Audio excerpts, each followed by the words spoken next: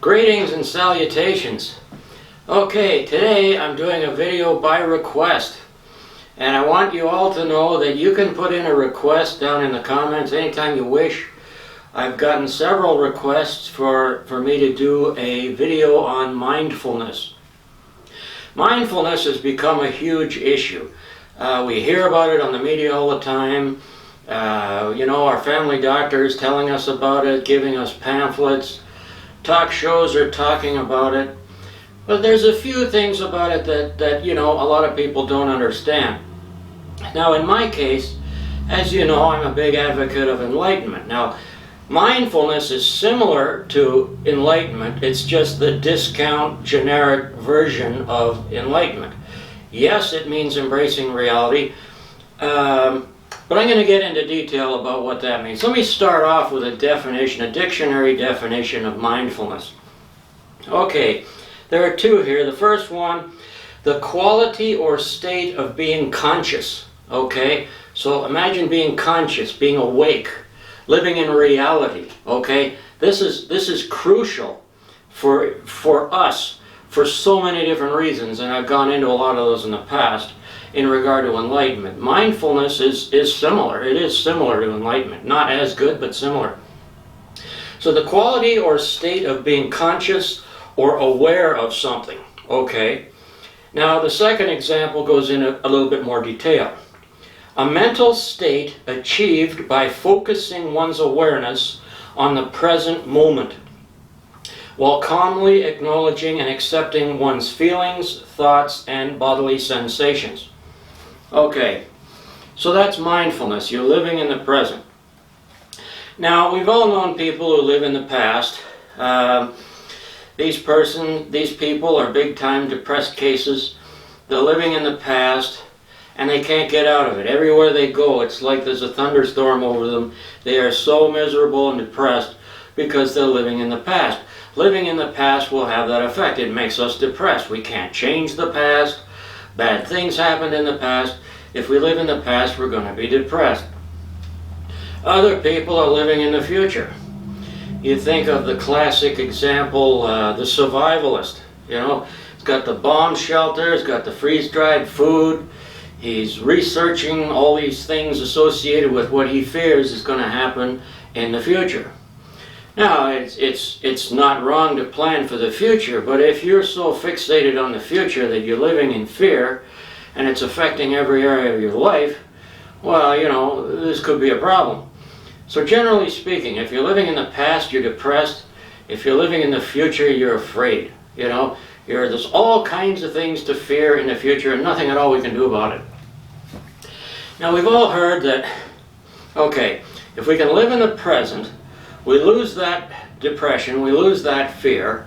If we're mindful and we're in the present, we see our circle of influence, okay? Everything in that circle of influence I can deal with, okay? I can deal with my car. If something's wrong with it, I can get it fixed. Well, what's outside my sphere of influence? Okay, I can't really change what's happening in Afghanistan or Iraq. That's outside my sphere of influence. Yes, I can be a positive influence on the people that I know, but no, I can't change the world. I can't wave a magic wand and change the world. Okay, so being mindful, focusing on what is inside of our sphere of influence and not worrying about what's outside of our sphere of influence beyond simple knowledge and awareness. Okay, now, a lot of you, if not all of you, have seen the movie The Matrix. It came out in 1999. Keanu Reeves is in there. Lawrence Fishburne is in there. This was one of the most influential movies to come out in the previous century. In it, we see all of the toxic elements that we have in our society, but dramatized in a fictional sci-fi film. Now, The Matrix has to do with people being in denial, and goodness knows most people are in denial. Now, in the movie, the character, Keanu Reeves, somehow manages to break out of the Matrix, and he's looking for a fella named Morpheus, who he believes is going to give him the answer. Now, when he finally finds Morpheus, who's played by Lawrence Fishburne, Morpheus gives him a choice. He has a blue pill in one hand, he has a red pill in the other. Now, if you watch social media, you know everybody's talking about blue pill versus red pill, and maybe you don't know what that means. Well, I'll explain it. Okay, blue pill means you go back into the matrix. You live out your life in denial, apathy. You don't have any real joy, but you don't have any real pain. You can be like 99% of the population.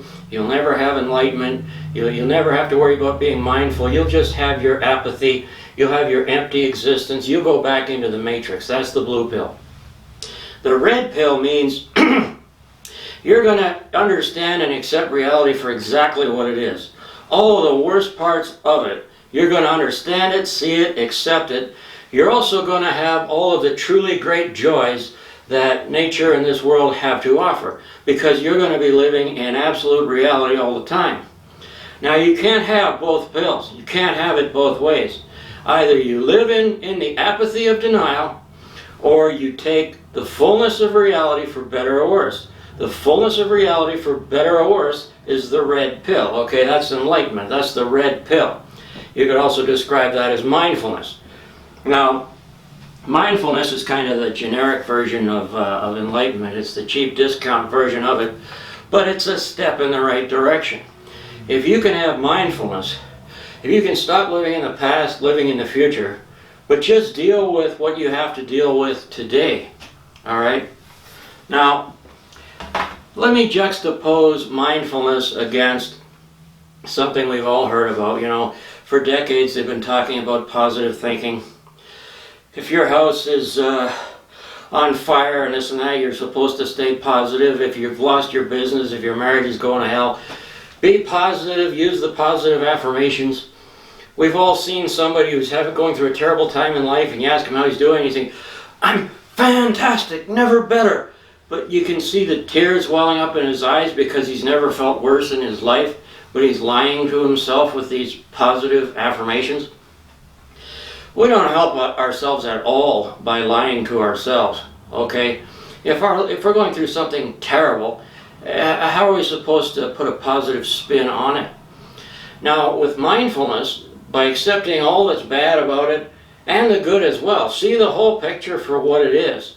You're in a much better position to deal with whatever it is that's on your plate at the time, within your circle of influence. Deal with what's there, okay?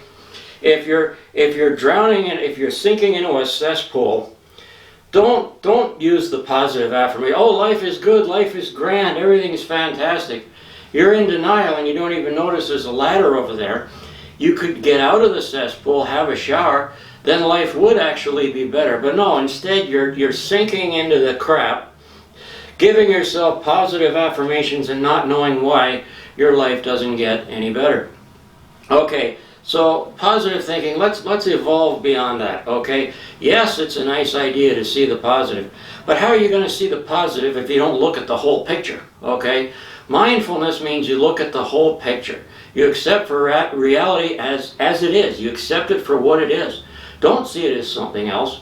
See it for what it is. What do I feel? I feel terrible. I feel completely bad. There's nothing good about this. All right, then accept that. Maybe the next day it'll get a little better. If you're accepting it for what it is, you're doing what you can, as small as that might be, things will improve. And if things are good and you're mindful about that, you're going to enjoy those good times 10 times more than you would by lying to yourself or having an apathetic existence. We need to forget about being blue pill people, okay? If you're a man, don't emasculate yourself by taking the blue pill, all right? Accept reality for what it is. Forget about being politically correct. Forget about telling yourself that, oh, this is great and that's great when it's not. By accepting it for what it is, you can probably fix what's not right, okay? Well, how can you fix it if you can't see it, all right? Reality is what matters. The truth is your friend. Denying the truth accomplishes nothing. Mindfulness means accepting the truth for what it is. See the whole picture, taste it, feel it in your body, you know. If it's good, you'll feel it with every fiber of your being. If it's bad, you're going to feel all of it in exactly the same way. Why deny yourself the human experience? Take the red pill, not the blue pill. Embrace mindfulness. It's a step towards enlightenment. Yeah, it's not a big step. Yeah, it's kind of cheap and generic, which is why I've never talked about it before at length. But it's a step. It's a step in the right direction. Accept how bad things are and what it feels like. You know, because when you do that, you're giving yourself permission to accept what's good and joyful in life also. You can't be in denial about what's bad without also being in denial about what's good. We need to accept all of reality for what it is, and that's mindfulness. If you're going through a tough time, look at it for what it is. If you don't look at it for what it is, how are you going to learn from it? Mindfulness means learning everything you can about why it is that you lost your business, why it is that you lost your marriage, why it is that your kids won't talk to you anymore, all right? If you don't look at it for what it is, how are you going to fix it? How are you going to grow as a person? How are you going to get that kind of life that you want? Well, you're not going to be able to. Mindfulness will make it possible for you to do that. So I hope this explains a little bit about what mindfulness is. There's a lot more that can be said. All the talk shows are talking about it. You've probably been given pamphlets on it. I wanted to get across how much better it is to be mindful than to just be in denial and have the positive affirmations. Positive thinking is only useful in as much as we look at the whole picture. There will be some things that are positive about it. We need to accept those things as well. If you've had a terrible marriage and now it's falling apart and everything's going wrong, you're losing your house, your kids won't talk to you. All right, well, if you've been going through hell for 10 years in a terrible marriage, it's over now. So, you know, get through it. Things will get better. That is a positive. You can look at that. But this idea of no matter what's going on, just use these positive affirmations, to be honest with you, I think that's garbage. I think it's a form of denial. I think that's blue pill. Mindfulness is red pill, and that's why I recommend it to you. My name is Scott McGurn, and thank you for your time.